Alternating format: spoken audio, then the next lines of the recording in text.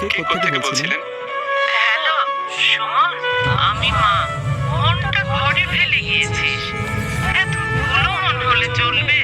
মা আসলে শোন না, আজকে তো তোদের মাদার্স ডে, ভাবলাম তোর জন্য একটু খিচুড়ি রান্না করি। এত প্রিয় তোর, কিন্তু রান্নাঘরে গিয়ে দেখি একটুও মুগ ডাল নেই।